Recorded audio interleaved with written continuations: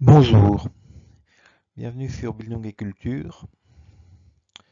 Aujourd'hui, dans le cadre des 101 livres pour se former une âme, nous proposons La montagne magique de Thomas Mann. Ce roman est un roman de formation, un Bildungsroman, comme disent les Allemands. Il est composé de 7 chapitres. Le thème principal en est la maladie de la culture, au double sens du génitif. Les thèmes annexes sont la magie, la géographie, le Sud, les possibles, l'irréalité, le rêve, la maladie, le lieu clos, le point hors du monde. Contexte historique. Peu d'écrivains, autres que Thomas Mann, peuvent jouir de considération quand on les compare à Goethe. L'entreprise goethéenne, par nature prométhéenne, pouvait sembler absolument singulière et non répétable. Thomas Mann eut cependant l'ambition d'être un nouveau Goethe. Il y parvint en un certain sens. Le contexte historique avait considérablement changé. Le roman La montagne magique fut écrit entre 1912 et 1924. On considère d'ordinaire que ce roman fleuve est un roman de formation. Pourtant, on peut se demander de quoi il s'agit ici. L'effondrement de la Première Guerre mondiale,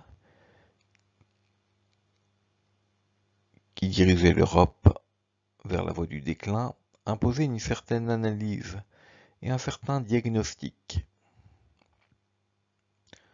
Thomas Mann avait dégagé son interrogation avant même que la guerre ne soit entamée. Il la poursuivra quelques années encore après la fin du conflit.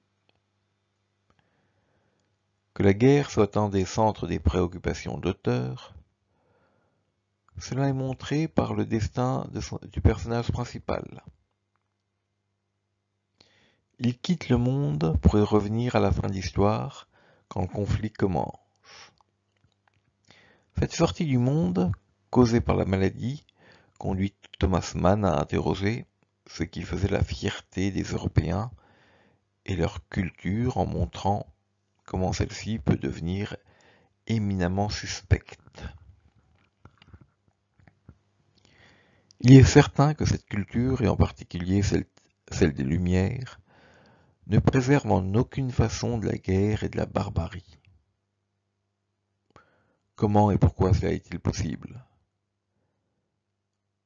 Les personnages du roman sont censés pouvoir répondre à cette question. Pourquoi lire ce livre aujourd'hui? Livre diagnostique. La montagne magique peut apparaître comme une sorte de méthode pour repérer ce qui, au sein de notre culture, peut susciter une forme d'orgueil non soumis à la critique. Il montre donc, d'une façon dialectique, comment la culture se transforme en son contraire, la barbarie. Le constat est naturellement amer.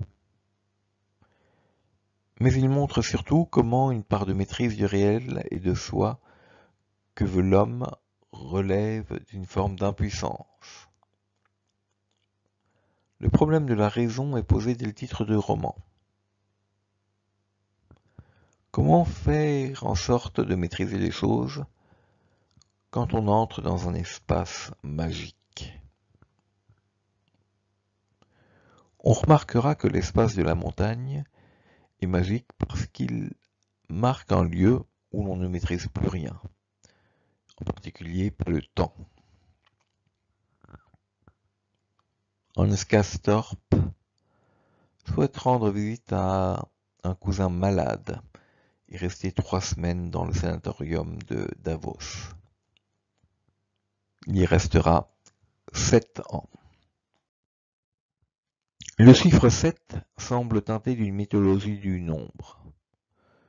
On peut ici rappeler ce passage de la fin du livre, où il apparaît. Pendant 7 ans, Hans Castorp demeura chez ceux d'en haut.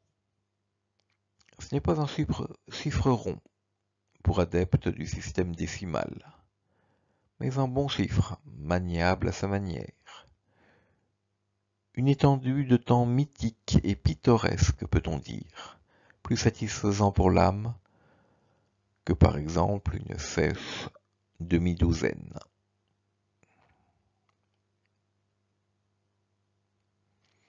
D'une certaine manière, ce passage exprime bien le roman dans son ensemble. Il s'agit bien ici de guérir une âme. Il s'agit d'une certaine façon d'une âme naïve, et qui peine à déceler le mal où il se trouve. Mais il s'agit tout de même d'une âme qui s'est aguerrie. Hans Castorp est un jeune homme qui a fui le monde, bien malgré lui. Il se retrouve dans un lieu où l'on est censé guérir. Cependant, la maladie est difficilement identifiable. Le mal est également profondément mystérieux. On peut considérer d'une certaine façon que le sanitarium est également l'un des personnages principaux du roman. Il est ce milieu qui voit les échanges entre tous les protagonistes qui dissertent volontiers sur la valeur de la culture. Ce qui importe ici, c'est moins la position et les convictions de tel ou tel personnage, mais le différentiel qu'il y a entre eux. Leurs jeux font la vérité de ce livre. Settembrini prend la figure d'un personnage éclairé, croyant dans le progrès. Nafta comme l'antagoniste et le double obscur de cette croyance. Quant à Miner Peppercorn et Claudia Sosa, ils sont comme les tenants d'une sensualité toujours dérangeante pour l'ordre établi. Ils incarnent une vie désirante dans toute son ambiguïté pour le jeu de la raison et de l'irrationnel.